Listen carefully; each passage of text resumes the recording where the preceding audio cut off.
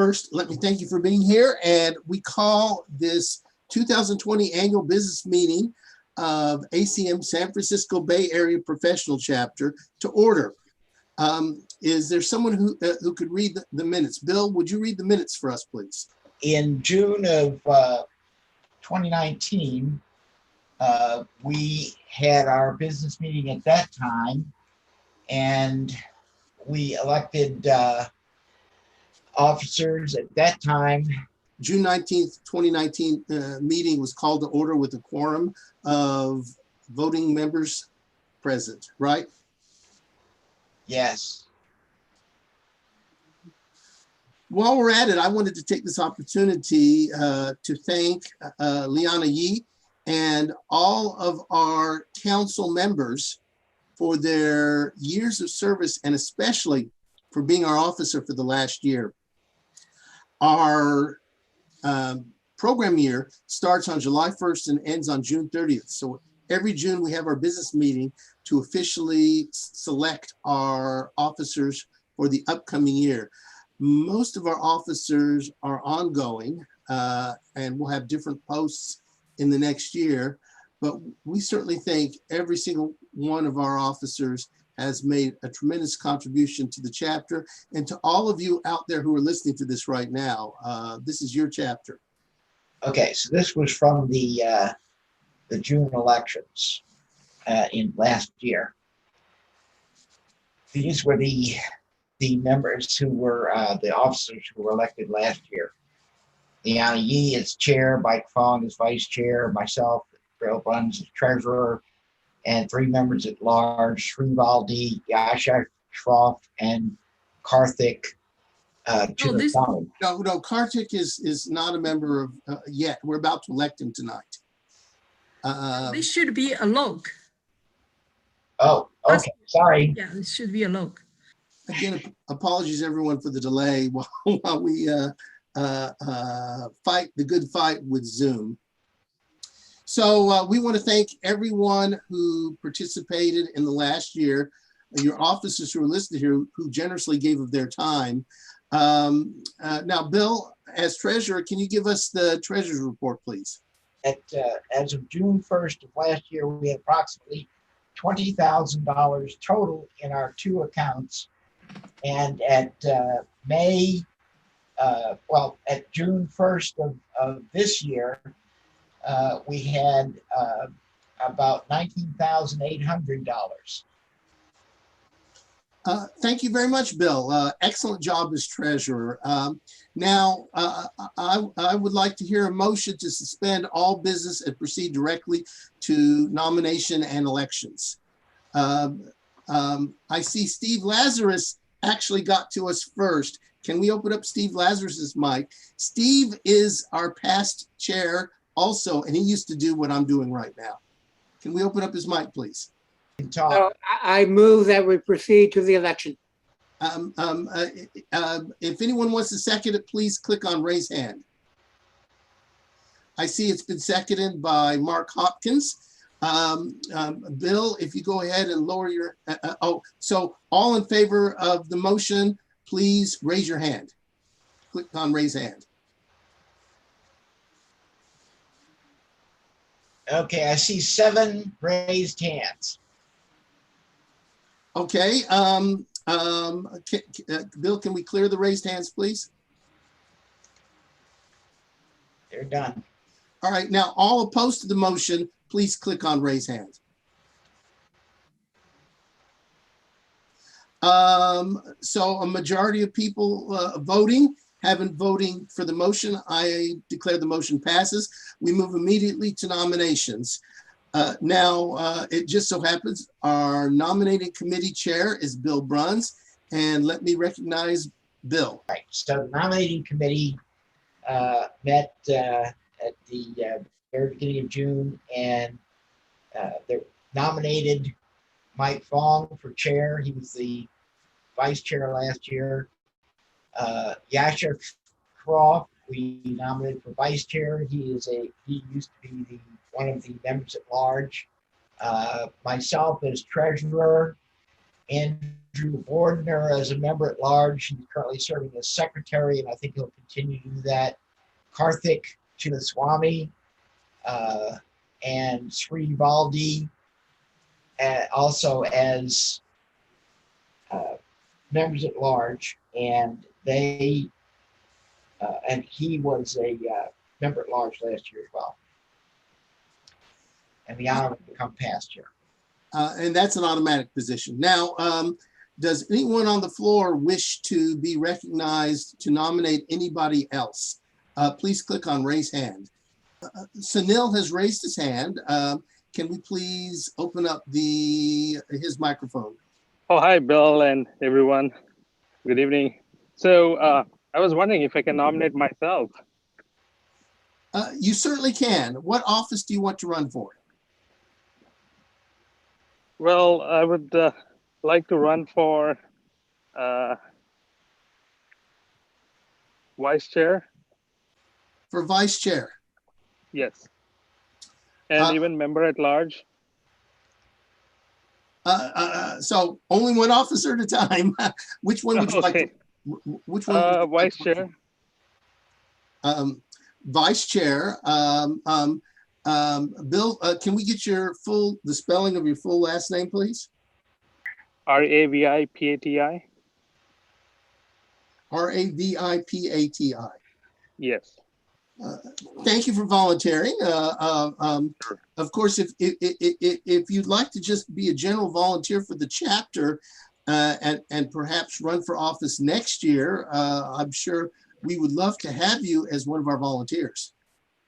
Sure. Yeah, I'm open for that as well. Rather than running for office? Yes, rather than running for office. Are you withdrawing your self-nomination? Yes. Okay, Bill, he's withdrawn his self-nomination. But thank you. We really do love our volunteers, and this is how you end up getting on this list: is you volunteer for the chapter and are recognized by becoming an officer. Does anyone else want to enter a nomination? Please click on raise hand. Seeing no further nominees, and Sunil having withdrawn his own nomination, I declare our nominations closed. At the present time, the only nominee is our slate of officers submitted by our nominating committee chair, which you were seeing on the screen just a minute ago. Now, we're going to be voting on this nomination by a poll, which is about to be submitted to everyone who's looking at this with Zoom. You should have it on your screen before you. So either you click on yes or click on no, and we will see what the results are. Now, for those people who are panelists and eligible to vote, please vote yes by raising your hand. You raise your hand by clicking on participants. Has everyone finished their voting? Bill, are votes in? Yes, they are. I'm going to end the polling and share the poll results. All right, and we have 3 people on the panelists who voted yes. So the vote is 15-0, which is a unanimous vote of those voting. I declare the slate of officers duly elected for our program year starting on July 1st, and thank everyone for participating. Do I see a motion to adjourn? Please raise your hand. Click on raise hand. Mark Hopkins came in first. Mark, are you making a motion? And Tom, are you seconding that motion? I see messages in the Zoom chat. So I assume we have multiple motions to adjourn. And yes, I see that. We have motions to adjourn in seconds. All in favor, click on raise hand. 12 raised hands. Right. So we have a majority of those present voting to adjourn. I thank you all for your participation in our annual business meeting, a little bit longer than expected. And I declare this meeting adjourned and turn this back over to Liana. Let's go to our regular business now.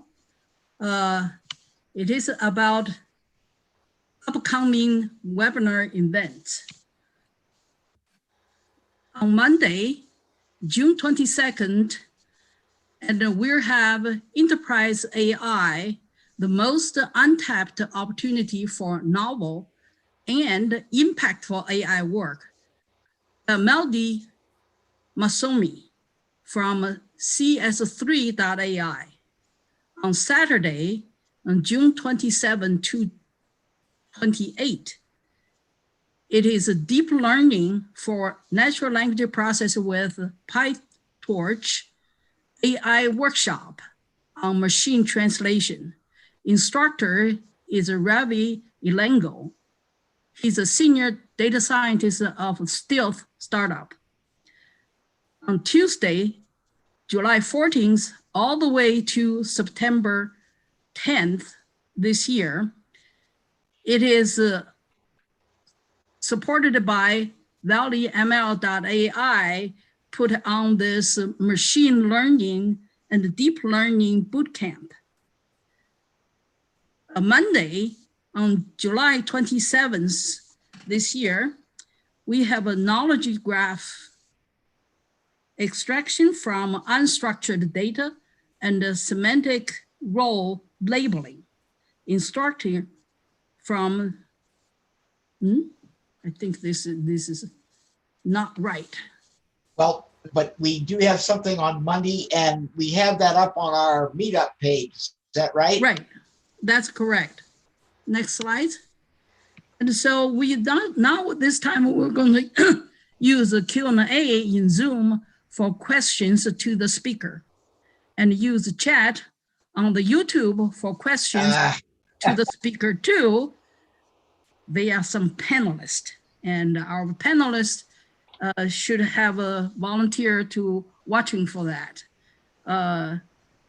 Now, announcement for jobs or our regular other events, it will be posted on Meetup comment section. Good. Slides. Oh, let's introduce our speaker. Can we get our speaker face, say hi to everybody? And medical doctor Rajiv Bhatia is I'm gonna interrupt and pronounce my name, Rajiv Bhatia, which many people on the call probably will be able to pronounce well. Okay, can you repeat it? Sure, Rajiv Bhatia, but you know, that's Rajiv Bhatia. Yes. Well, you know what? Good. Let's have somebody on the call. Nobody can do that, right? There's only so. Rajiv Bhatia is a physician and internationally recognized health system innovator.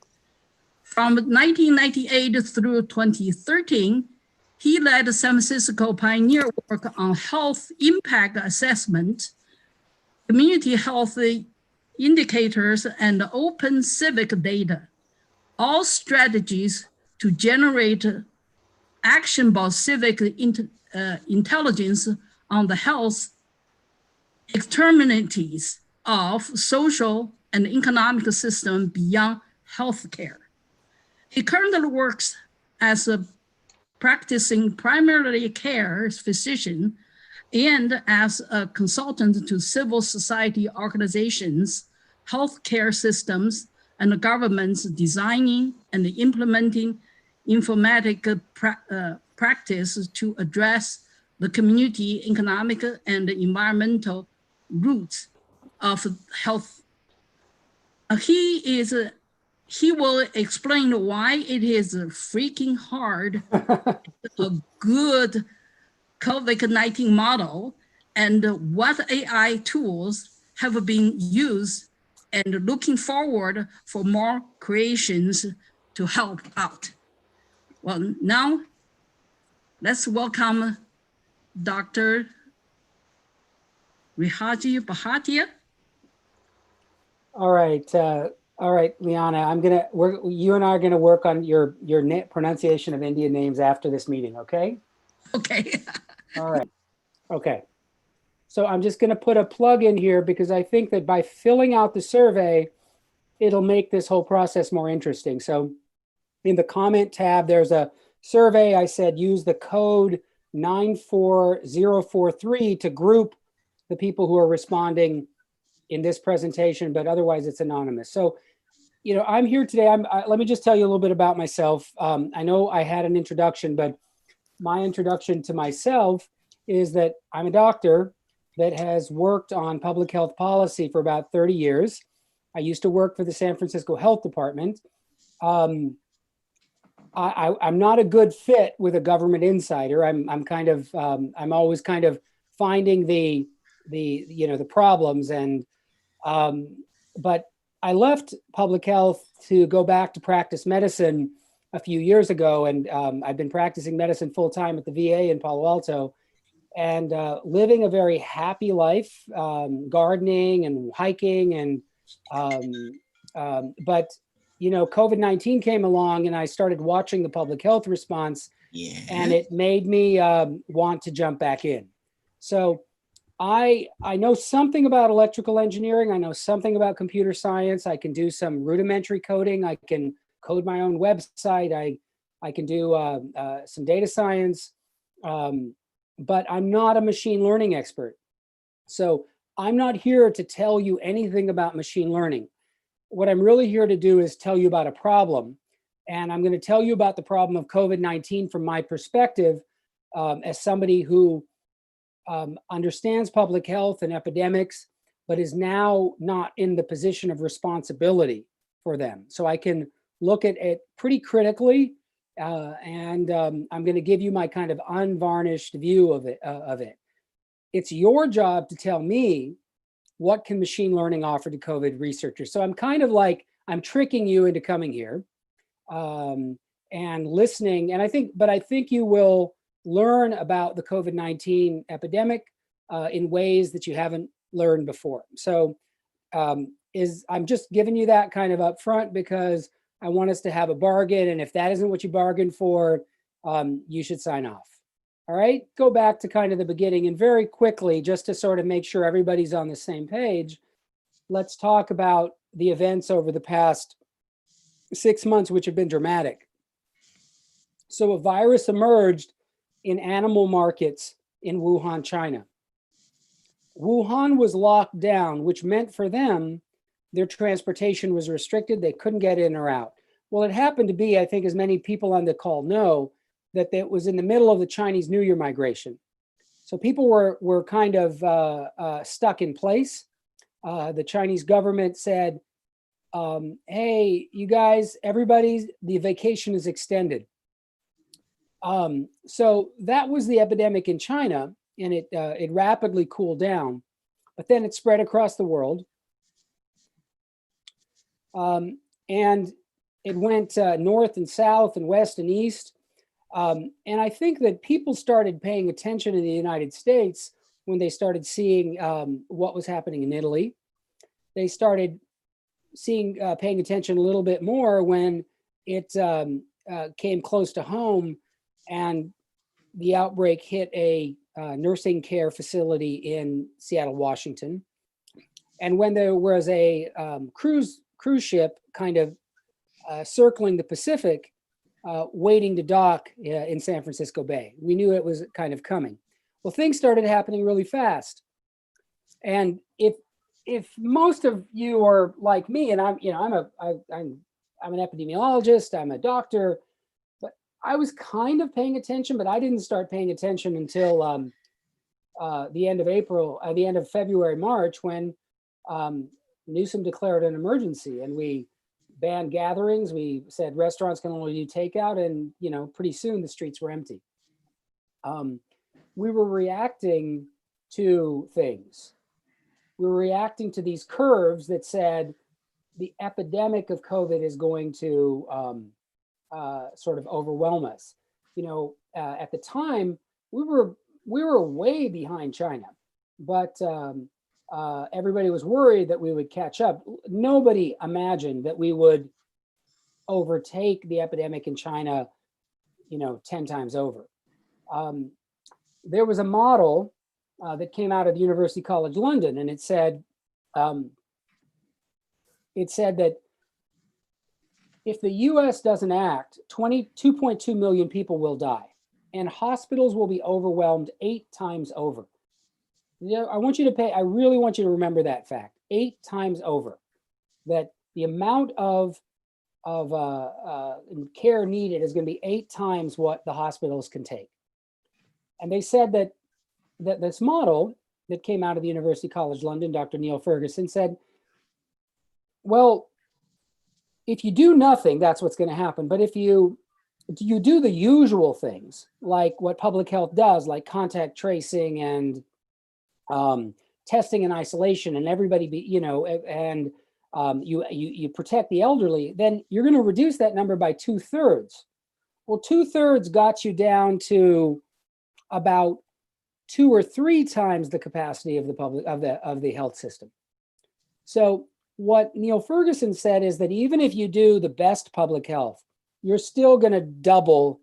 You're going to have more cases than you're going to need double the capacity of your health system. So that led to somebody throwing out this meme, flatten the curve. And the idea here is that, gosh, we just need to do something and bring that kind of 2x, 3x number down to 1x, so our hospital systems could handle it. And that was a reasonable proposition. It got everybody on board. Nobody wanted the hospital systems to be unavailable to care for people who either needed COVID or had heart attacks or, whatever they needed, right? So, you guys, every one of us, we live here in Santa Clara County. And this was the birthplace of stay at home.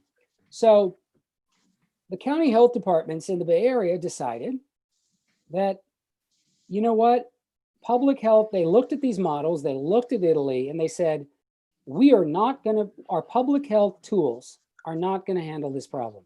We need to stay at home. That's the only way to flatten the curve. That's what Neil Ferguson had said in his model.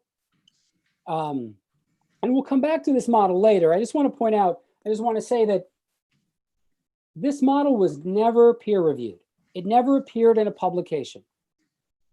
It was a model that was put up on the internet as is, and it was taken up by governments of the United States and England and all over the world, and we acted. And the county health departments in the Bay Area acted. We acted first, and then there was a chain reaction. And sir? Yeah. I believe there's an implication to what you're saying about it not in a publication. What is that, the point that it was never peer reviewed, something like that? I'm not, there's no implication. The Okay. model, I'll just clarify, the model that was used to justify stay-at-home orders in the United States and in England was never peer reviewed. Okay. Okay, it's just a fact. I don't want to, there's no implication. Okay. Yeah. So as everybody, and I think everybody, I'm just kind of going over the history to get everybody on the same page. And definitely here, I have a point of view, right? I have a lens as somebody who kind of observes and understands public health. There was a chain reaction, and you can see this chain reaction. It started in California. So it happened in the Bay Area. Then Governor Newsom in the Bay Area on the 16th of March, California the 19th of March, and onward through early April. This was very rapid, and then it spread across the world. Of course, it had happened in Italy first before us on the 8th of March, but then it spread from the United States to the rest of the world, and everybody knows about the Indian lockdown that happened recently as well. I think it's just important to point that you could see this chain reaction as everybody having the same good idea at the same time, or you could see it as a chain reaction without that kind of independent thought. On what was happening in New York, New York was actually resisting stay at home. if you remember, the mayor, de Blasio, was saying it's really painful when we make kids stay at home. They don't have anywhere else to go. They don't learn, and they might not eat. De Blasio was resisting stay at home, and de Blasio was advised by a doctor and an epidemiologist who knows a lot about infectious disease. He was advised by somebody who was involved in managing the AIDS epidemic in the in the late 80s, early 90s. Somebody who, Sir, yeah, there is a question in chat about isn't the model based on the flu model? not on the models yet. No, the model is not based on the flu model. And thank you. Why don't you know, I don't know why, you can either help me tell me why I'm not able to see the chat when I've got the screen open, or you can interrupt me like you did, which is, I actually works really well, and tell me when you want me to answer a question. Should we do it that way? Sounds good. Okay, so yes, the model, and I think it's perfectly fine because I really, really want this to be a discussion. I really want this to be a discussion. And even if we find a point and we all just discuss it and I don't get through the presentation, it doesn't matter as long as we have a good discussion. The model was a COVID model. It was based on the principles of transmission of epidemics that are not specific to the flu. So I would say, no, it was not a flu model. The parameters of the model came from the early findings of the epidemic in Wuhan. Does that answer the question? There was a suggestion that it was an SEIR model, or came from that. We're going to get into that a little bit later. Okay. Okay. So New York was resisting, but then New York started to see a kind of an upsurge in deaths. We're talking, you know, I don't know. Can you guys see the cursor squiggling around there? Maybe, maybe not. I don't know. Is there a pointer? Does it give us a pointer? I don't see a pointer. All right. So eventually New York on the 22nd of March decided to stay at home. And you see this death curve rising from the 22nd when they issued stay at home to the about the 6th. Now I'm going to tell you a piece of information and I'm not going to say anything more about it. Deaths, the reported deaths lag infections by an average of 25 days. So guys, just take a look, think about 25 days and the peak of the death curve at the 7th of April. And we're going to move, and I'm just going to move on.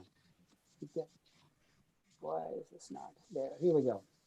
So that was happening. And then I'm just going to go a little bit further in time. And then on the 7th, I don't know if you guys remember, the Santa Clara Health Department presented their modeling work. They said on the 7th of April that the red line here in the graph, that if we remember, they issued stay at home for 3 weeks. And then they renewed stay at home about the end of March. And they said that for another month. And they said that if we don't do stay at home, we're going to have this red line. And by the 17th of April, we're going to have more hospitalizations than our hospitals can handle. But if we do stay at home, the blue line, we're going to have, we're going to reach our capacity of about 950 beds on the 18th of May. I'm just presenting facts here. On the 7th of April, we were at our peak capacity for hospitalization. We were at our peak number of COVID patients in the hospital of 167. On May 18th, when they predicted 1,000, it was actually 46. So let's just keep going. The health department in the executive director in Santa Clara said on the 25th of April, and at this point, hospitalizations were declining. He said, there's really no other way to do this. The only tool we have is shelter in place. There are a lot of tools. And the tools for the epidemic are listed here: hygiene, public education, analyzing the epidemic to see where are cases and disease coming from, outbreak investigation and contact tracing, which also serves the analysis function, but also helps get people into quarantine faster, pharmaceuticals to treat infections and reduce the time period people are infectious, vaccines to prevent infection from developing, isolation to keep people who are infectious away from others, and quarantine, which is different, is to keep people who might get infected away from others and prevent them from infecting people. Finally, the last strategy, and the one that is almost never used, are the non-pharmaceutical interventions. The stay at home, the gathering bans, the school closures, the etc. And I think the point that I've struggled with from the beginning is, in the United States, we went to the least targeted strategy first. And there's a principle in public health that says, and it's a legal principle, it's a principle in all law, that you use the least restrictive means necessary to achieve a public good. So it was, as somebody who's been in public health for 30 years, seeing this, it really bothered me. And so I said that if I'm going to criticize this, if I'm going to learn about this, I better get educated about it myself. So I did. And then on the 13th of April, friends and I published something called A Step-by-Step Plan to Open California. And we presented this idea that we don't want an under response where we value individual freedom so much that we have the hospitals overwhelmed and unnecessary death. We don't want an over response where the collateral damage from the public health response is worse than the benefit. We want a balanced response. And there's a lot of tools. The colleagues I worked with thought that these level 1 responses, the foundational strategies, the hand washing, don't shake hands, wear masks now, protect vulnerable populations, because that's where all the deaths are. 50% of the deaths are in nursing homes. And it's not only nursing homes, it's shelters and detention facilities. It's where anyone who requires care from another is living in a group situation. The less radical social distancing strategies were, well, everybody should telework if they can, close the nursing homes to visitors, and limit mass gatherings where you could have super spreader events. We didn't think, at least that my colleagues and I, that either more aggressive strategies like requiring telework and closing restaurants and closing essential businesses was necessary. But on April 13th, that had already happened, and we didn't want to work backwards. So we were thinking like, okay, how can we move this kind of forward? So we proposed this, and we proposed that, well, once we find that the hospitals are actually okay, and we find that the rate of hospital need is not growing, where the number of new hospitalizations a day are declining and not growing, and the hospitals still have enough room, then we should step down, not maintain this level of sort of precaution. Anyway, I'm going to switch gears a little bit here and just talk about epidemics. And it's probably familiar to you, I mean, from not necessarily epidemics, but other work as networks. Infections spread along chains of transmission. And a virus like the influenza or COVID spreads from person to person. It does not spread, it does not drop on us like a Poisson distribution. It's not like air pollution. It has to go from person to person, from infected person to susceptible person, always. So it spreads along human social networks. And it's surprising to me, I guess, that, it's surprising to me that that Facebook hasn't figured this out and figured out. Facebook should be able to predict exactly who's infecting who. But I guess Facebook would have to need some data on who's infected. Probably it's a bad idea, I guess, to give it to them. So if you get infected, this is what infection depends on. It doesn't just drop on you. It's not walking by somebody on a street is not a way to get infection. It depends on, are you susceptible? Well, what does that mean? Have you ever had this infection before? Do you have immunity to the infection? At the beginning of the epidemic, we thought 100% of the people were susceptible. That's a default assumption because we don't know any better. But COVID-19 is not the only coronavirus. There's a lot of more benign coronaviruses, and there may be cross immunity from the more benign coronaviruses to COVID-19. We don't know. Science hasn't figured that out yet. But the answer but while we assume 100% of the people were susceptible at the onset, we don't actually know that. The second question is, do you have contact? Do you have, and contact is its own probability function that depends on the duration and the intensity of contact. But how much contact are you having? Was the contact infectious when you contacted the person? The infectious period for COVID begins a few days before symptoms develop and lasts probably 4 or 5 days afterwards, about 8 days on average. You might, if you have a friend that was diagnosed with COVID 7 days ago, that person's probably still self-isolating, but probably the person's not infectious. If you have somebody who got an infection of COVID today, who received the infection and the infection started today, it's perfectly okay to touch them because they're not at a point where they can transmit it to you.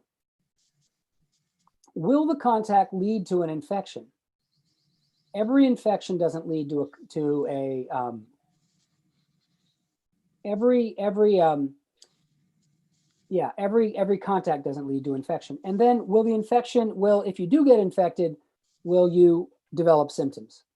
So this is another way of seeing it in kind of a social model, that you have a variety of susceptible people, and this a person with infection is introduced in one of these networks, and there is a chance that the infection will jump from one person to another, and there's a chance that that person will become infected, and then eventually they'll become infectious and potentially spread it to another person. Hopefully all this makes sense. Maybe I'll just take a break here and say, are there any questions right now?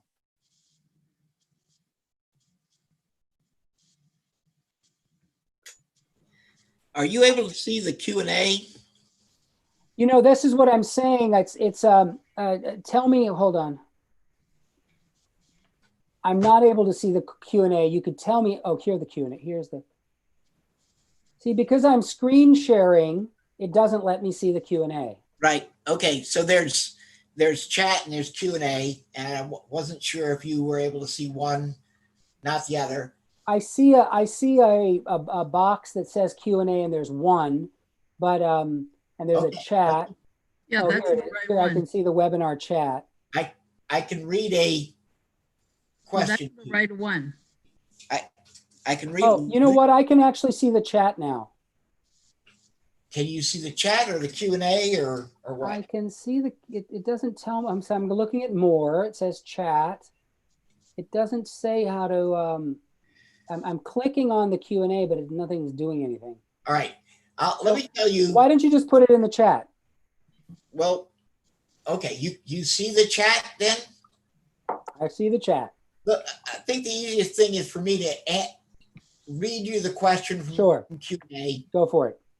I don't know if it's one you want to get into, but this was back when you were talking about New York.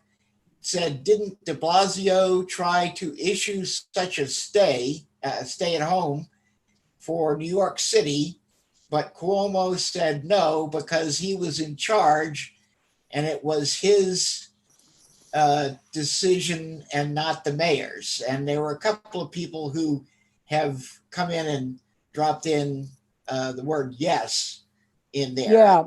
Well, okay. So the answer to that question, again, I'm not, it's not an area of expertise, but what I observed was de Blasio was first against the stay-at-home, closing schools, and then he was seeing political pressure in New York, and he started to flip. It didn't seem to be a flipping of conviction. It seemed to be a political flip. Okay, so okay, that's one point. That's one point. The other thing is also true. There was a power struggle between Cuomo and de Blasio, with Cuomo saying he doesn't have the legal authority to close New York or close schools. Okay, so does that answer the question? In my opinion, this question is actually not directly related to what your talk. Okay, it's more of a political question. But I try to answer it. Okay, yes, you did. Okay.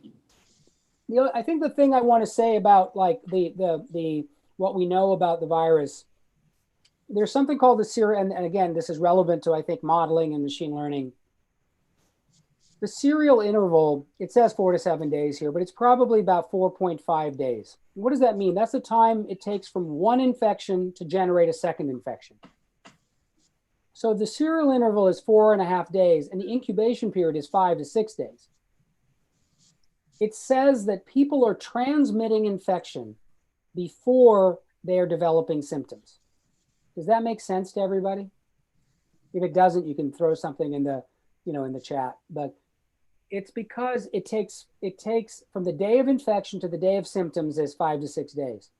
The day of one person infecting somebody to another is on average 4.5 days. People are infecting others before they develop symptoms. This makes it a very hard problem to control with traditional disease control.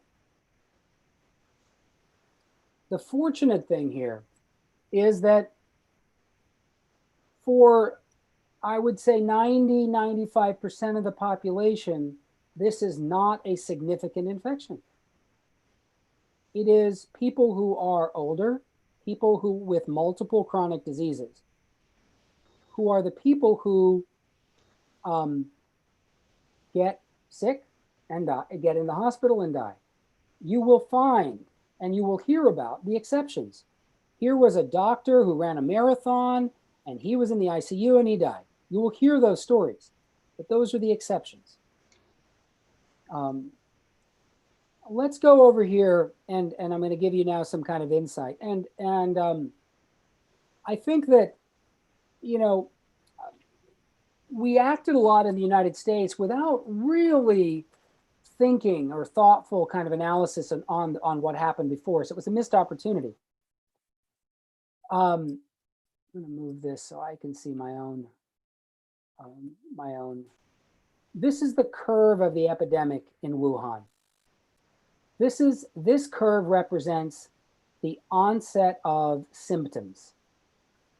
The onset of symptoms is 5 days after the onset of infection. So if you actually want to see when the infections happen, you have to shift the curve 5 days back.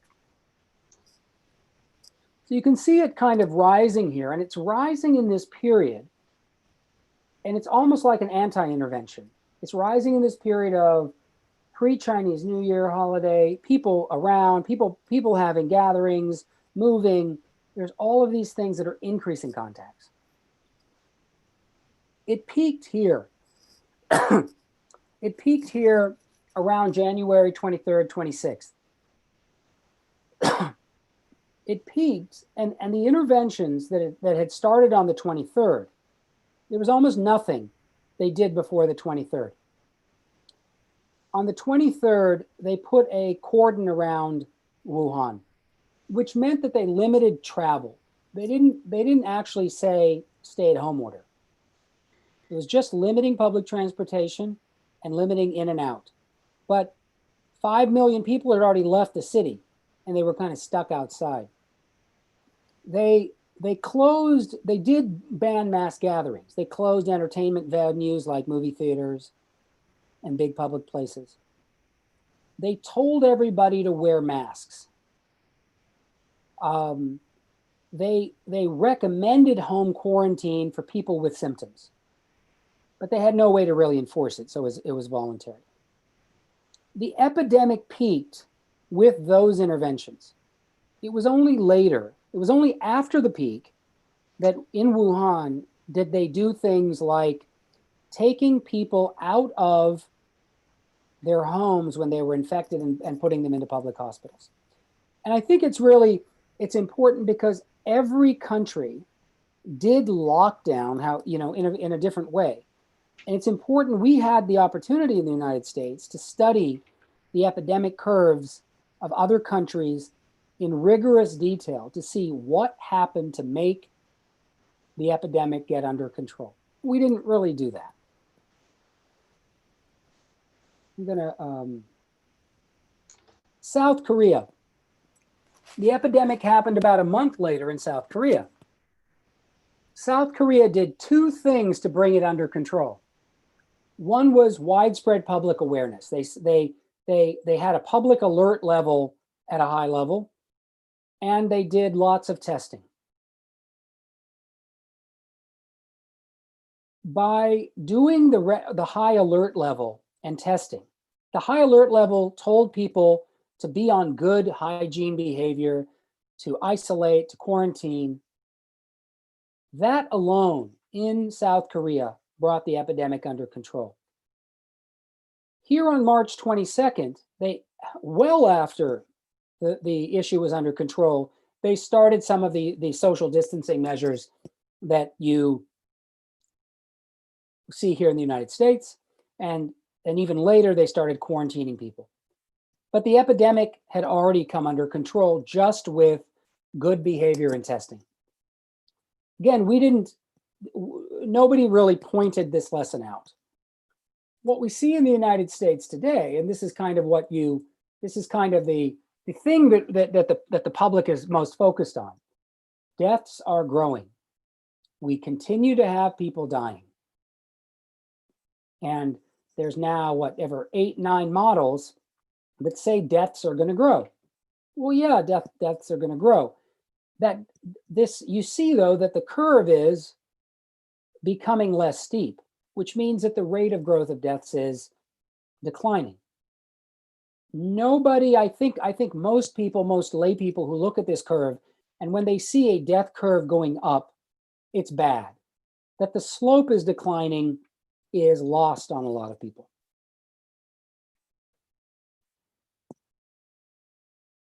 Oh, 3 new messages. Sir? Yeah. There are a couple things coming up in chat here. Keep going, doctor. From Lance. All right. What? Well, they're not coming up in the chat, I don't think. I think they might be coming up in your Q&A. Well, there's both of them. Okay. You want to hear the ones from chat? Sure. You know what I'm going to do is every couple of minutes, I'll just stop. Okay. So in chat, let's see. There was one that said, I don't think so. Just keep going, doctor. They know the details about the infection spread, and we know the relationship now that herd immunity is achieved when something like 1 minus 1 over R0%. Yeah. Okay, so the question was, how should we adjust to account for the non-uniformity of social network interactions? And there was a couple of other questions here. Can you, oops, I just lost my, can you say that in a, can the non-uniformity, can you make that more understandable to me? Can the presenter, the questioner? Let's see. I guess the point being, let's see, that not all social networks are the same, something like that. Right. It's not the same in what way? Not the same in what way? Let's see. I don't know. He's talking about, Lonnie, are you there? Could you raise your hand? Lonnie? Okay, I think I know I think I got it. Okay. So,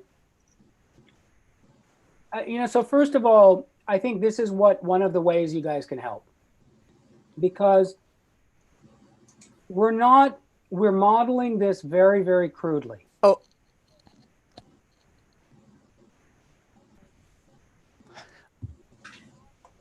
Okay, Lonnie? Yeah, I think I actually have audio now. Do I? Yeah. Yes, you do. Okay. All right. So yeah, the question was, Hasn't Is been there a answered. slide that you're referring to, Lonnie? Has the question been answered, or do you still want to ask it? I don't think I answered it. Lonnie, do you want to still answer? Right. So the question was that there's this relationship that we all know now, that 1 minus 1 over R0 is the percentage of people that have to get it to have to become immune to be able to achieve herd immunity. But it's also completely based on flawed assumptions, because we know that social networks are very different. There are some people who come in contact with lots of people, and some people who contact very few people, and there's a lot of sort of containerization that goes on. Different towns don't interact. And so my question is, I love the 1 minus 1 over R0 relationship, because it makes it very easy to talk about how many people have to get it to achieve herd immunity. But the reality is it's wrong. And so I'm wondering if you know any way to kind of adjust that in a intuitive way to sort of predict how many people have to get herd immunity based on social networks. I don't actually think about it that way. I'm going to kind of go back and that may be why, I know that R is the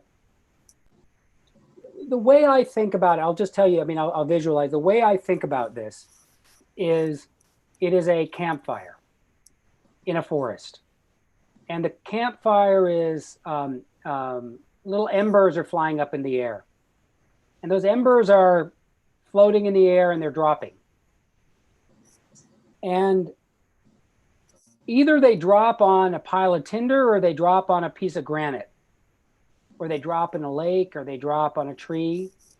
And some of the tinders will catch a fire, and then which will spread to the sort of combustible material around them. Some of them will just be extinguished.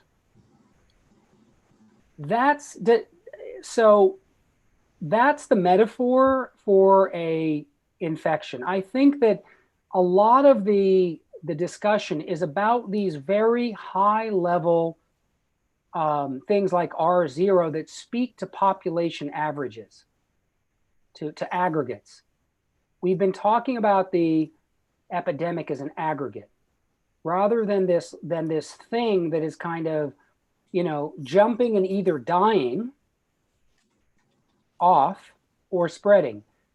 On average, when the R is less than 1, or when you achieve the herd immunity, eventually things will die off.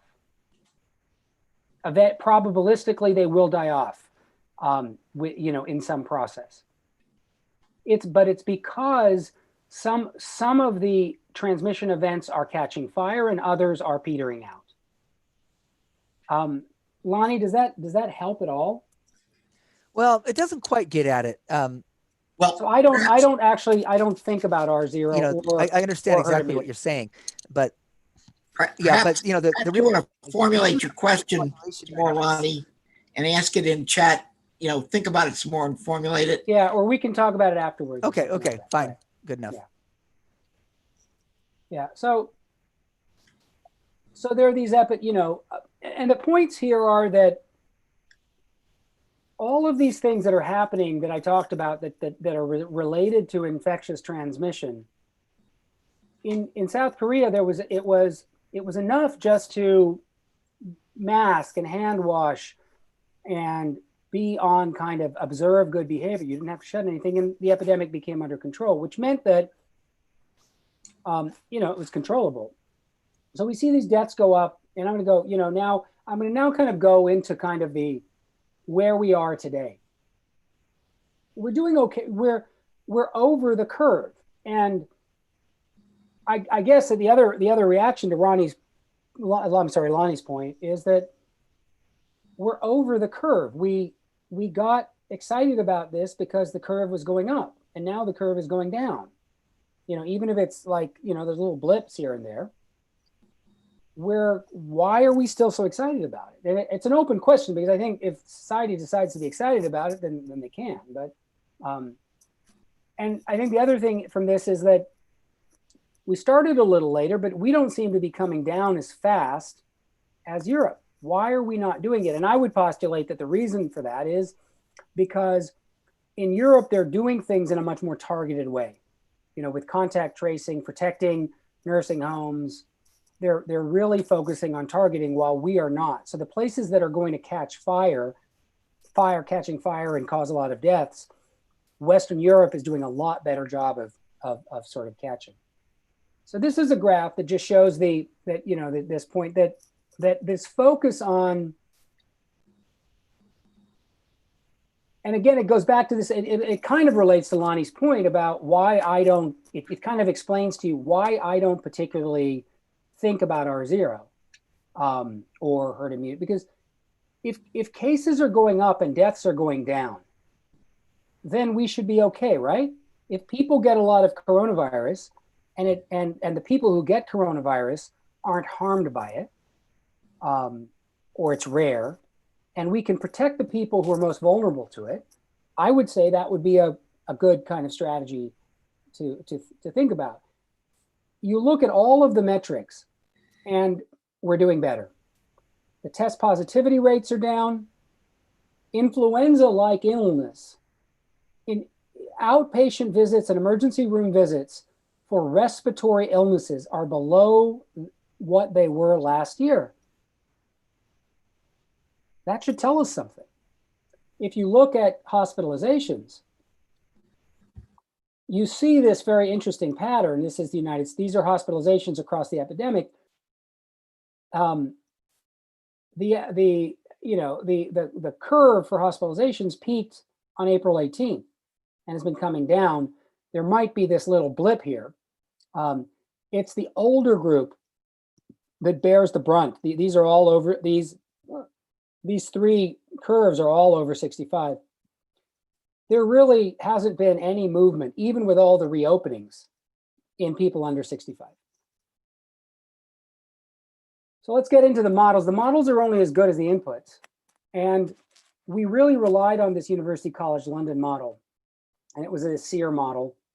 And basically, a susceptible person has some chance of a contact and becoming exposed, infectious, either recovering, dying, or becoming susceptible again. The model which predicted this eightfold increase in our eightfold overcapacity and 2.2 million deaths depended on some assumptions about how many people with infection would get hospitalized and die. The model also needed to consider behavioral responses. And I think, as many people have observed, particularly in Silicon Valley, it's been a pretty profound behavioral response, with people voluntarily going above and beyond whatever they've been told to do. And it needs to consider the intervention effectiveness. So if you do social distancing, how many people will comply? The model that really stopped the world considered public health measures like case isolation, quarantine, and then these social distancing measures. It did not include any parameters for the human behavioral response. And its assumptions about whether people would comply with the rules were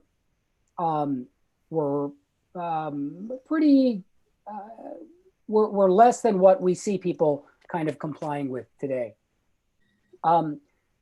They used ratios of the ratio of from case to hospitalization, case to fatality, that from the early part of the epidemic. And what we know from other experiences is that when you first have an epidemic, you have an overestimation of the severe outcomes. And that's because you're not fully identifying the denominator. And we still haven't fully identified the denominator. But, just for example, the University College London said that 23% of people with cases over, who with infections over 65 would be hospitalized, while we're seeing it to be 7.4%. Sir? Yeah. Please don't call me sir. I feel like I'm just trying to get your attention. Yeah. Okay.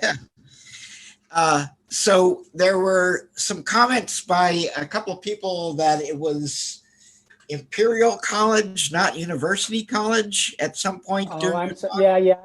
Thank you. I think it's Imperial College London. So I think, or maybe I don't know. I put this to. I'm sorry. I'm sleep deprived. Just wanted to mention that, but that's fine. Yeah, I'm sleep deprived. So there's an actual question. Yeah. Someone said deaths are deaths in theory, although there seems questions have been raised about the accuracy of the cause of death determinations. But isn't it fraught to look at number of cases without taking into account how much testing has been done, who was being tested, etc.? Assuming that's important, is there a better metric to use to understand the real prevalence of the virus? Yes, good question. It's hospitalizations. The best measure is hospitalizations. And there's a reason for this, because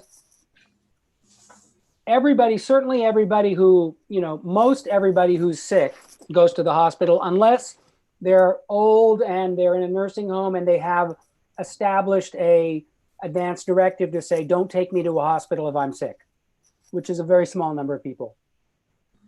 Everybody in the hospital gets tested. The problem with the death counts is some states are underestimating them. You get, they have a heart attack and COVID at the same time. Some states are calling it heart attack. Some states, a heart attack and COVID at the same time, they're calling it COVID. Well, some states are overestimating the fatalities, some are underestimating the fatalities. Nobody's doing a really good job of saying what triggered the heart. Was it a heart attack triggered by COVID, or was COVID an innocent bystander? So deaths are a problem. The PCR test, the molecular test, is a problem because the access to testing is different. The inclination to come to the hospital to test is different. You don't really understand the infection rate from the tests. But everybody who gets sick enough goes to the hospital. And under the assumption that there's a fixed ratio between infections and hospitalizations become the best measure to track the epidemic, in my opinion. So, Rajiv? Yeah. There's also a question that says, can you speak to the statistical significance of the hyperpsychosomatic population in relation to media consumption? Oh, well, I'm not sure the last one. Okay. You know what? I want that person to say what they're actually thinking. All I right. mean, are they so basically, I like- mean, can I just, are they asking me to speak to, do I think that the media has fanned fear? Is that what they're saying? Lance, do you want to raise your hand? Lance, are you still with us? Can you raise your hand? All right. I'll get to that, I think. Okay. You got to let me get to it, things. So I'm going to, sorry. That's all right. That's all right. Listen, so I really want to, you know, this is analysis that I've done myself with the hospitalization data because I think it's really what the best thing to look at. And I want to go, this is the whole network, and you saw this before, and this is week, this is week 10, 11, 12, 13. This is when stay-at-home orders were, this time was when stay-at-home orders were issued. The infection rates had already peaked in all of the people under 50. Before stay-at-home orders. They kept going up a little bit in the 65s and they kept peaking later. What this tells us, and you know, this is the over 65s and this is the over 85s in the red line. The infections in the people over 85 are secondary to infections in younger people. They're not getting infections from the community.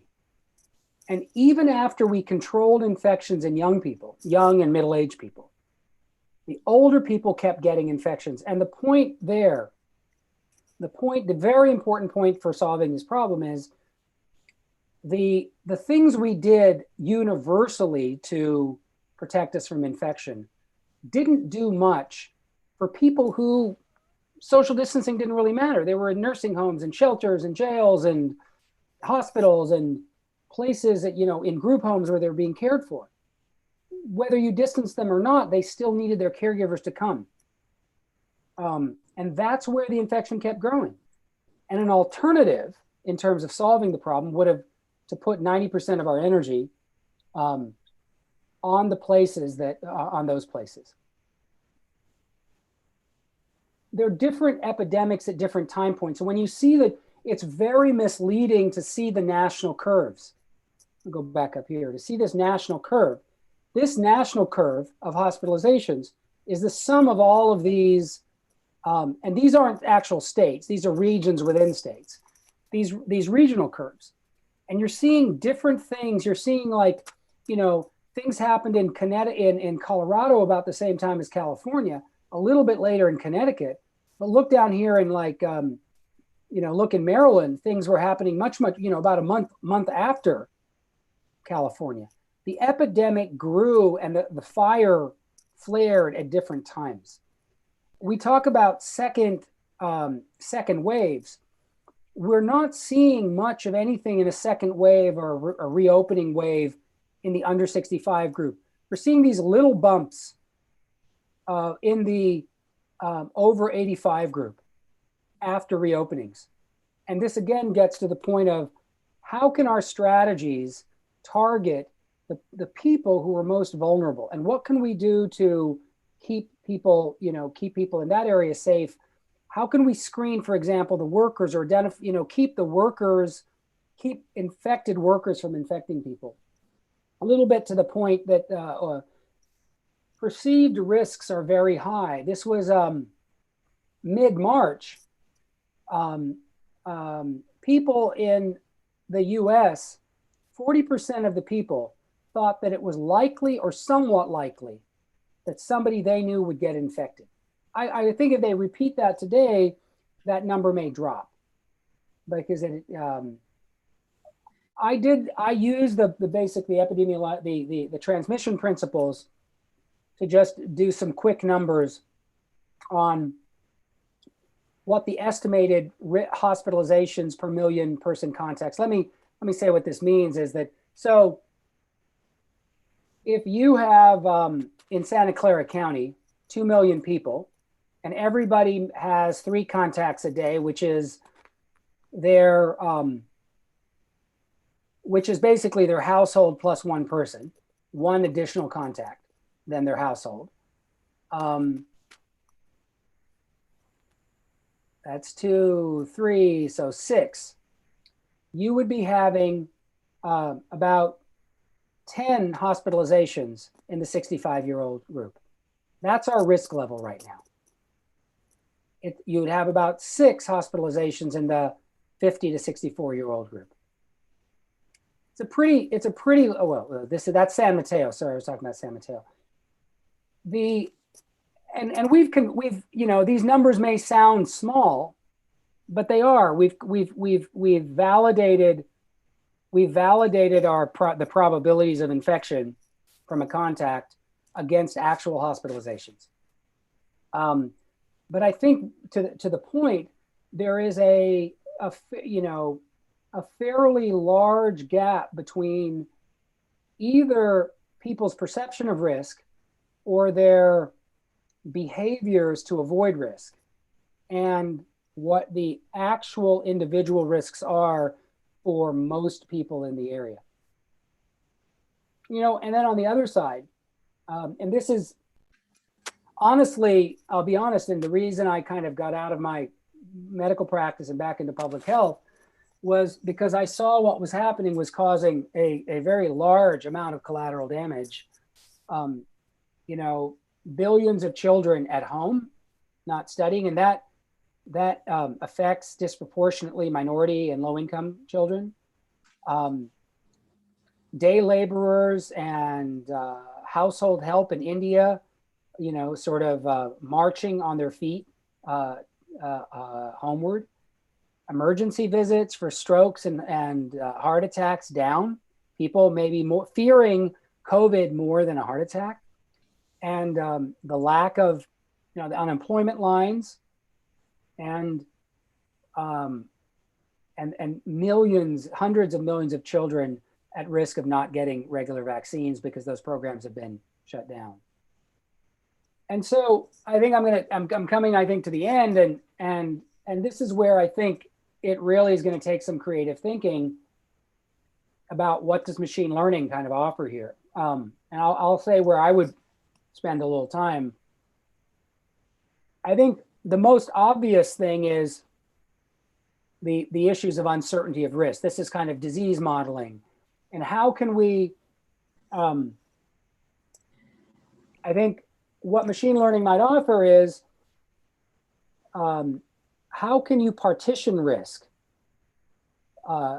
Because given all of the factors that contribute to risk, how can you partition the risk to really target our public health response? There's the systematic unpreparedness. Now, I'm going to go into all of these a little bit in more detail. It is 4 months after the first case, or more than 4 months after the first case of the coronavirus. We shut down the state because we thought hospitals would be overwhelmed. California today does not ask hospitals for the number of new hospitalizations every day. We still do not have this measure that I showed you. This measure for the Bay comes just for the Bay Area from a special national surveillance program. We do not have daily hospitalizations for every county in California. Really basic stuff like that. But data systems, this idea of fast science, let me just kind of go into this. So there's a lot of uncertainty about the virus, and a lot of this uncertainty is stuff that needs to be addressed with you know, biological science. But the uncertainty about transmission and partitioning the transmission and finding out where is transmission rates higher and where transmission rates lower is a machine learning problem. There is data on every case, where they lived, what kind of work they do, some factors about them that the state has been collecting. The state hasn't made that data public. I wrote a letter with some colleagues to make the data about that the data that the state has collected on every case, excluding the personal identifiers, public open data. So we're doing a campaign to make it public open data, and that would give something machine learners to work with on this risk partitioning. Here I'm a little, I don't know the literature on machine learning and decision making, and machine learning on kind of unpreparedness. So you all know about the unpreparedness on test ventilators and PPE, but we didn't have, what about data systems? We have very crude syndromic surveillance. In China, what tipped them off about the pneumonias was that they had a category called pneumonias without a diagnosis. And they saw a high number of those. Well, for the next COVID, because we're going to have COVID 2 and we had COVID, we're going to have COVID, 2023 soon. How could we mine health systems data to see the factors that that would lead to a kind of a coronavirus? We have an opportunity here because you have health systems data and you have this period of time when February and April, when clearly coronavirus infections were happening, people were being hospitalized and people were dying, and we weren't recognizing them. We weren't calling them COVID hospitalizations and deaths. So going back, you could possibly go back and see if you could see some signals in the data, or even the data after we started testing that you could validate. I don't know where we are with. Okay, I'm going to kind of wrap up. So there's a lot of unpreparedness. The preparedness, and this is maybe beyond machine learning, but everybody did this chain reaction of shutting down when we really should have central command, calibrated actions. Every place didn't need to shut down. Every place didn't need to shut down at the same time. It was in our public imagination, this was very novel. We'd never experienced any of this, and so it made it more scary, and it contributed to kind of maybe our overreaction. That we're not really good at thinking or talking about losing, changing, or dying. I mean, these things would make it, if we could have a public conversation about that and trade-offs, things would have been easier. We have very, very fast science. There is very high-speed science happening in all of these areas. There is a high volume of science. There's a very high level of collaboration, openness. There's also a very high opportunity for bias. A lot of the people in public health are doing research really to validate what was done, and that's a little sad. There's a little bit. We've kind of a lot of peer review has been skipped. It's kind of who can get a message out fastest. There's kind of like science by tweet to kind of keep up with Trump's policy by tweet. There's been unhelpful politics. There's anti-science, pro-science has become, from anti-Trump, pro-Trump. Just because Trump says something, the opposite must be the best thing to do. That doesn't really help. That's not a scientific attitude. We have, many people have in health and public health are now thinking that COVID, talking or at least acting like COVID is the only disease that matters. There's a lot of media distortion. You see like headlines like cases rising, restaurants opening.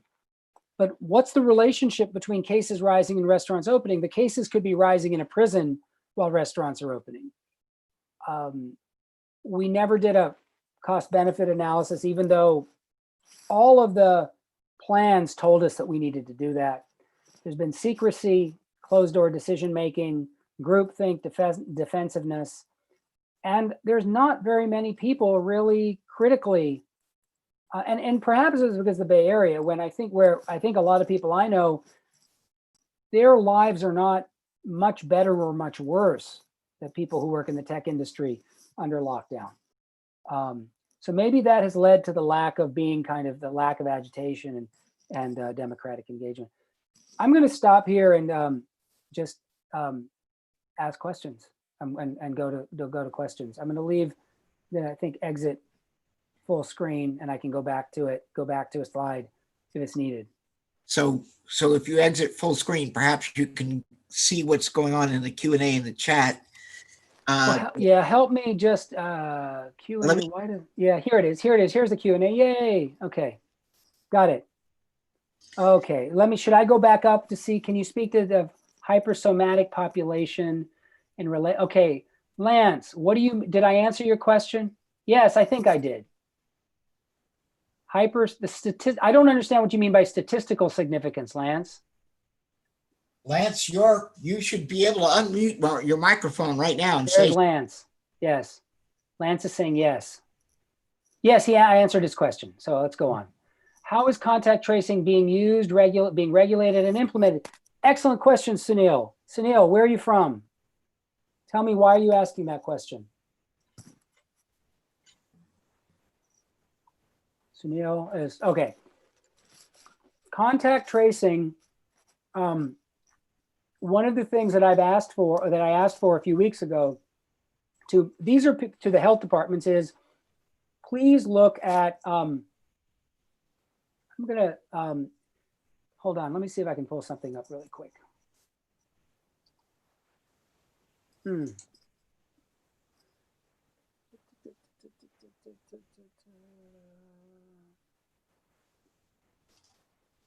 me just a second. Okay. All right. Let's go back here.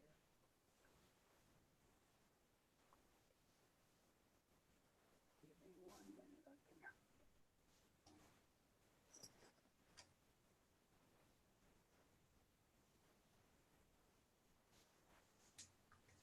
Just on the side, does anybody see this? Oh wait, you are screen sharing. Does anybody see my slide in Google? Yes. Okay. This, do you see the blue bars, the blue kind of like histograms at the bottom? Yes. Okay. This is what New Zealand does. Every 2 weeks, it updates contact tracing performance measures. The kinds of measures you want are how many people with a disease, how many people that are infected, are you reaching in 24 hours to ask about their contacts? How many contacts are you reaching? In 4 days? If you don't reach a contact in 4 days, they're already spreading the infection.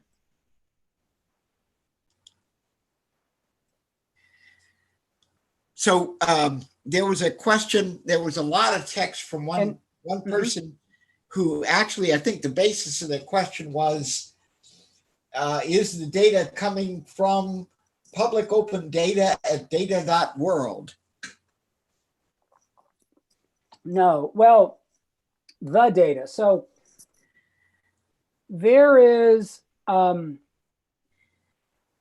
don't know what data he's talking about. There's very little data being released. All you're seeing is the number of cases and the number of deaths. You're not seeing any of the risk factors they're collecting. You're not even seeing the hospitalizations. We're going off these very limited measures, and we're getting them at like the county level. There's so much more rich data being collected than being shared. And so there's a need, if you follow me on LinkedIn, we're going to be, I've sent a letter to the governor. There's going to be an op-ed coming out for California to be a model state for open COVID data. So everybody can do scientific analysis of it. We're going to do a little petition, and I think we'll get it. We'll be the first state to make all of the factors that the state is collecting open data. There's no privacy concerns because they just have to remove the personal identifiers. So JB, did you want to say something about your question? Sure, Rajiv.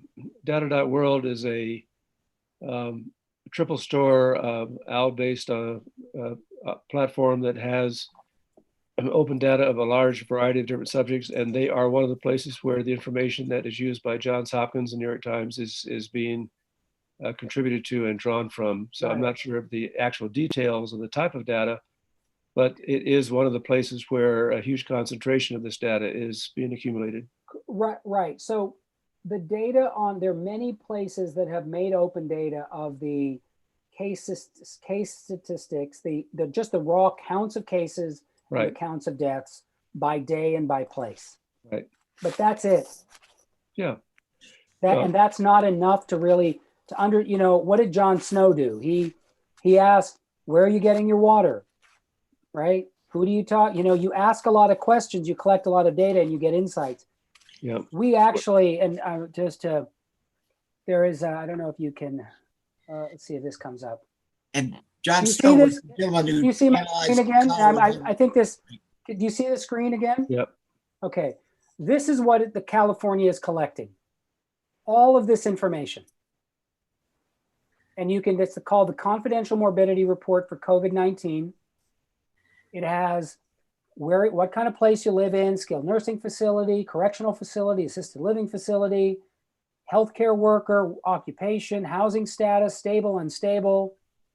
Did you have a close contact, household contact, community contact? Well, sure, but I think one of the factors as far as the worldwide analysis of this is that all of these local areas have different procedures, different responses, different amounts of data collected, and you're going to have essentially a three-dimensional surface of quality and amount of information that varies by locality. And so the job of analyzing this on a global pandemic scale is going to be very, very difficult.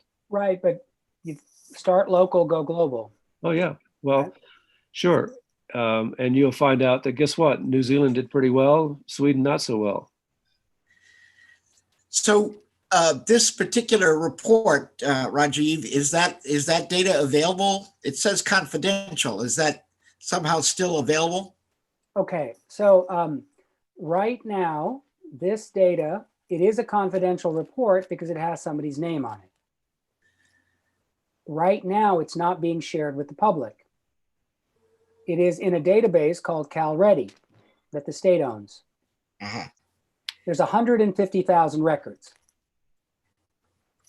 In every state has their own. CDC is going to be aggregating the 2 million records from the 2+ million records from the whole country. To make this publicly available, all you have to do is just shield the fields for personal identifiers. I am working with the state to get that to happen. That's what I was talking about. Right now, it hasn't happened. I see. So if you follow on LinkedIn, if anybody's interested in supporting that open data effort, connect with me on LinkedIn. And you mentioned Jon Snow. Is he the gentleman that analyzed cholera in London? Correct. Yes. Okay. Back before we had computers. Yeah. This maps. Okay. Let's go. How is contact tracing? Percentages, false positives. So the best available test is a PCR. It's a molecular test looking for viral pieces, active viral RNA in the nasal swabs. If the test is done well, there's almost no false negatives, like 99%, if you actually put but the thing is that people are only infectious for a certain amount of time. If you do the test and they're not infectious, and they've passed the infection, it's not really a false negative, they've just recovered. False positive, there are a few, but we don't see that very often. A number of deaths in the US that are being reported as COVID-19, even though their person actually died of something else. I don't know. I think, again, this is where things get political. Governors hire health directors that manage vital statistics groups, and they set rules. How those rules are set is not transparent. Asymptomatics don't go to the hospital, right? Yes. Okay, well, here's a good question. Michael, what does it matter that we have it? Does asymptomatic viral infection matter? It only matters, I don't think it matters from a health perspective, a public health perspective, it doesn't matter. It only matters because people with asymptomatic infection can go into a facility like a hospital, a nursing home, and infect somebody or their sick grandmother and infect somebody that's vulnerable. That's why we need to have a public conversation that talks about that we really need to be thinking, what are the best strategies to protect the people that are vulnerable from asymptomatic and symptomatic infections? Right. What we're doing at the VA is that everybody in our nursing homes, the workers in the nursing homes get tested frequently, even if they don't have any symptoms. So how does contact tracing handle people going to large gatherings like parks, beaches, and protests? It doesn't, right? So, but it doesn't necessarily need to. It's my personal opinion that you don't spread this disease in open air. Again, there is a theoretical chance you might, and somebody might get it, but in general, it's not the dominant mode of transmission. Google is displaying his Google favorites. Oh my God, how do I stop that? Well, you stop sharing your screen. Oh my God, you know my favorites now. All right. Thank you for saving me, my privacy. I'm showing you my face too, right? In my Yes, office. The name for the type of distribution shown, yeah, that's an epidemic curve. And oh, good point, because the curve, and I think I just closed the file. Let's just open this again. Now I'm going to have to share my screen again. Do you want me to open it? I'll just talk through it. So you see two kinds of curves. One is a curve of daily counts, and the other is a curve of cumulative. The cumulative curve always looks bad because it's always growing. The daily counts looks better because it's a curve and it comes down, right? You get to a peak.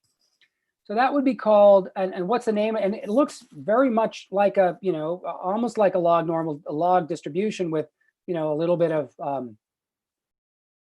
sort of a standard distribution with a little skew, right skew. You mentioned it isn't significant. We've been told that vulnerable populations over 60 and those with underlying conditions, 38% meet those criteria. Reconcile those two. Well, that's a good point. I think that we haven't. Let me back off and say maybe let me come off the hyperbole and say probably somewhere between 80 and 90%. 80 to at least 80% is not significant for, probably 90. So you see that when you see statistics, you see like, well, let me go back to sharing this, because I think I have to answer this.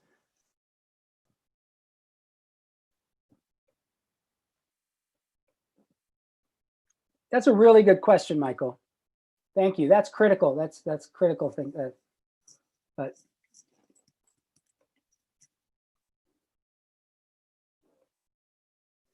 I'm gonna go. You're seeing my, you're also seeing my favorites, which I don't want you to see.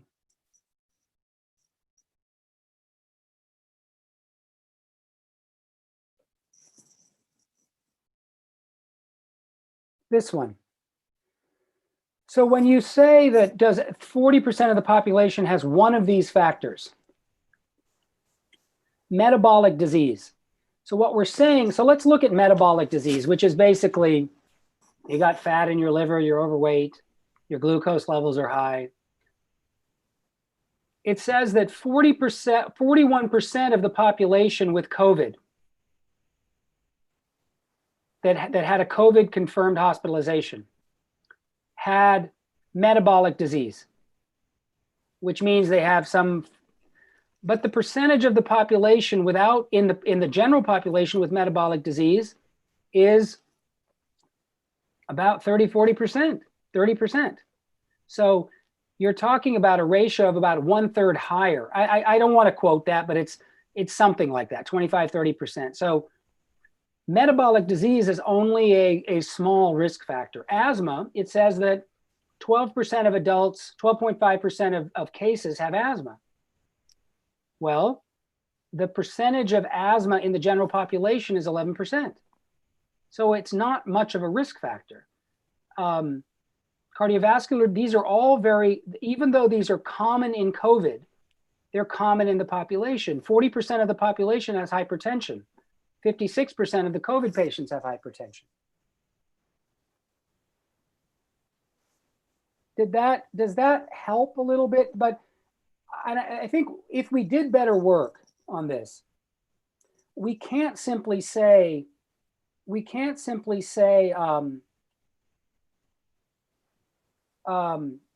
it's hypertension. We need to look a little bit deeper. Hypertension is a marker for heart failure. And then we have to say who has actually symptomatic heart failure where their reserve heart capacity is less. So these disease condition markers are not very specific, would be my best answer. We've been told to wear masks within 30 feet of others outdoors. I am not going to do that. There's no evidence. Public health people are making up rules without science. And when you say wear a mask in a grocery store, I'm going to do that because it's not very often. It seems reasonable. Doesn't hurt me very much. And there's some theoretical value to it because I'm going to be near other people. When you tell me to wear a mask outdoors with 30 feet, I'm not going to listen to it because it's made up. Can you give us the results of the survey? What I'll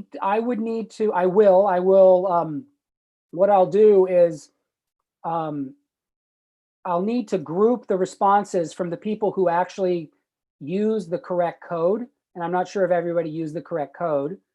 And I will send it back through one of the leaders or Kieran. Anonymous attendee, when creating the form for this California, why didn't the report creator split the form into two parts? PI, it doesn't really matter. I don't know. It doesn't really matter because ultimately this is all electronically reported into a data system, a standard data system. And so if they want to spit out a feed without the PII, they can do it pretty easy. But the more important thing is, why aren't they sharing the non-PI, the PII? I'm going through a laborious 1.5 month process to get access to HIPAA clear data, to non-personally identified. Just because there's a bureaucratic process, I'm trying to work with the governor's office to get them to make this data available to everybody. Sir? So, yeah. Rajiv? Yeah. I'm wondering if part of that comes from, there was a case in New York of I think it was a graduate student who took some data that was supposedly anonymized and was able to identify, I think it was a medical director, and send him his medical records just to prove that it wasn't as anonymous as he thought. You guys are smart. Yes, you could probably identify people, then tell them that they have COVID. We've got how many millions of people with COVID infection? I mean, are we going to use the data to solve a problem, target our work, make people feel more safe, target public health interventions, make evidence-based decision rules? Or are we going to have an argument that some very, very smart machine learner can identify somebody? All I'm saying is it may not just be bureaucratic. There may be trying to figure out how to prevent that kind of thing. Right, but as a bureaucrat, you look for reasons to do what you don't want to do. As a former bureaucrat. You guys, it's a democracy. If you want all the data of COVID, in a government holding cell, so be it, right? Let the people speak. So, what kind of digital contact tracing?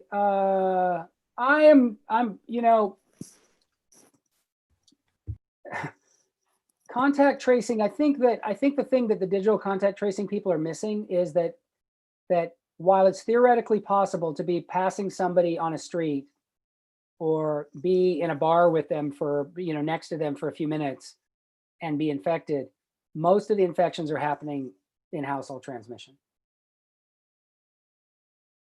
YouTube, 2 comments, recommend everybody install the privately Novid app for contact tracing. Okay, plug for Novid. Masks, I'll ask on the audio. I think I did that. Thank you for your work on the pandemic from Dave. Actually, I was the one who said I'd ask the question about masks. Yeah. Okay. Okay. So I mean, I have the sense that masks are going to be very effective for opening up, and I was wondering Psychologically, about your opinion on two things that kind of go together. So I read one study that was actually studying hydrochloroquine, where they took 800 people and they put them who had recently been exposed to somebody with COVID, less than 6 feet without any masks. And they gave half of them the drug and half of them were placebo. And they found that 15% of the people, in the placebo group actually developed COVID. So that was really interesting to me because it showed the frequency at which the disease is transferred when somebody has close contact. Yeah. Close and contact. Then I saw another report that said 2 hairstylists in Missouri had cut 140 people's hair with active COVID and symptomatic, but they were wearing masks and their customers were wearing masks. And they followed up and 0 of the customers developed COVID.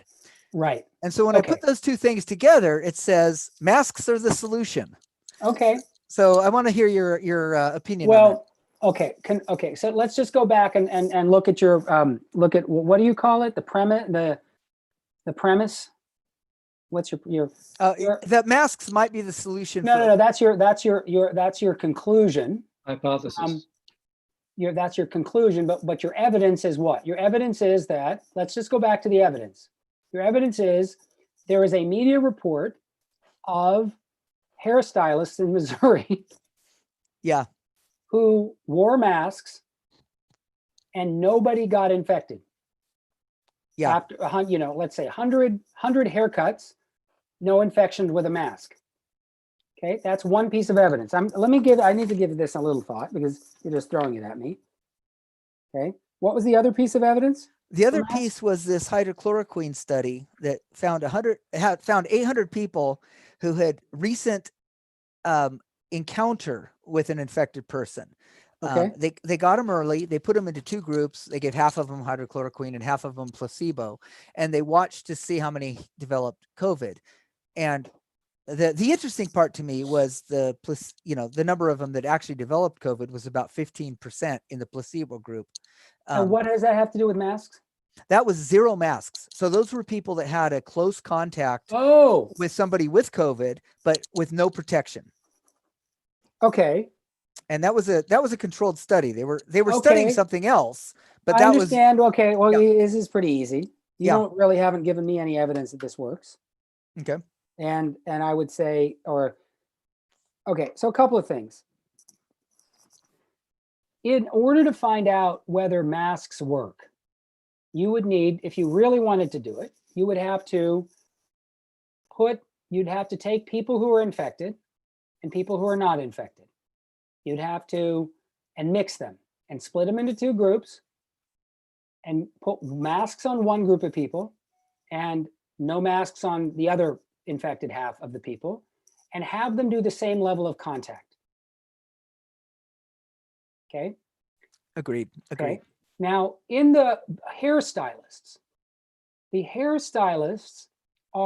these are very, let's just say they've gotten themselves in the media. I think they have a lot of business. I think they're smart business people. They're putting on masks and they publicize their success rate. Probably they're not touching the customers unnecessarily. They may have masks, but they're also not doing other things that might be exposing people. They're probably being hypervigilant. Okay. Okay. There's an issue of, there's another aspect of this disease that not everybody is a spreader. Some people are super spreaders, and this isn't about super spreader events. Their biology is a super spreader biology. Some people are not super spreader biologies. Did the 2 hairstylists have COVID? They said that they were symptomatic while they were cutting hair. Tested with COVID. So, I mean, I can't answer the details there. I don't know. Yeah. So first of all, if a hairstylist had COVID, active infection, and in the infectious period, and performed hairstyling with a mask on, I would consider that dangerous behavior.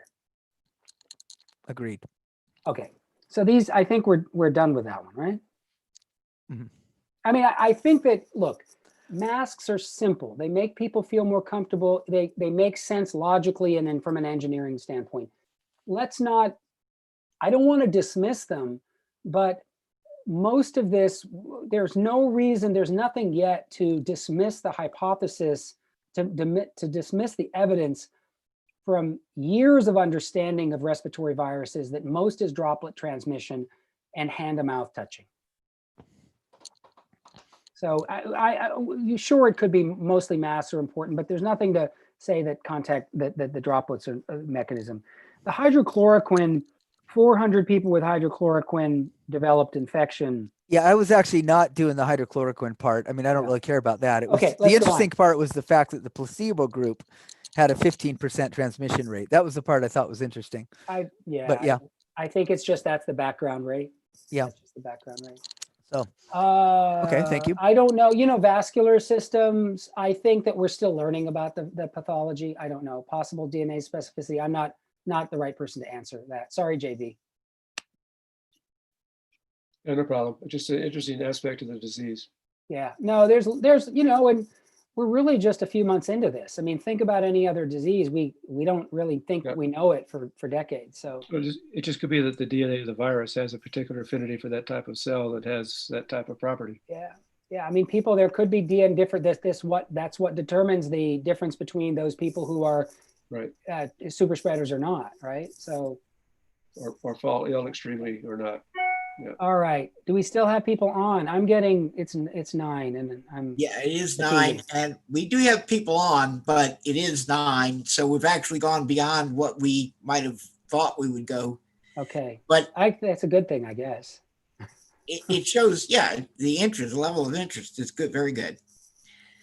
Do you want to why is COVID data covered by HIPAA? No, it's not covered. Wait, from T. Moran. It is not covered by HIPAA.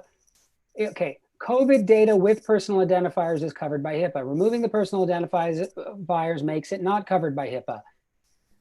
The state is using a false legal argument to delay releasing of the data. And that then becomes a political or advocacy fight. Is that? I've worked in government a long time. So I worked in government for a long time. Why they don't understand that by putting this data out there, we're going to get better answers faster with everybody looking at it. It's going to solve the problem. They feel insecure about their own role is what's happening psychologically. Sad, but that's what's happening. In my opinion, that's a non-evidence-based opinion. I will say that machine learning does have some things to say about anonymizing data. So Rajiv, it looks like there are a number of people who are willing to hang in here. But I know you're a practicing physician with a lot of things going on. So how about this? Listen, here's what I'd suggest. I would, and particularly, I don't know where the center of interest is. It sounds like there might be some interest in getting as much of the COVID data out in public and getting machine learners on it. And I would love to continue that conversation. Maybe that would be because I'm trying to get this data released as open data. So maybe there's a follow that we just do somebody set up a small follow-up. And we can have a smaller conversation about a few things. If somebody wants to take the initiative and set it up, I'd participate. That sounds good. Yeah. Okay, we can facilitate that. Let me just take a quick look here and see. I'm not sharing screen anymore, I don't think, but let me see how many people reacted. So it looks about 32 people answered the question. About 30 people answered the survey, which is fine. Yeah, I joined after the survey. Okay. But I'll follow up with you on LinkedIn. Okay. All right. There you go. All right, then, shall we adjourn? Probably Yeah. so. Thank you very much. Thank you, Rajiv, for your Okay. time. Okay. Thanks, Rajiv. All right. Bye-bye. Thank you. Thank you, Rajiv. Thank you. Bye.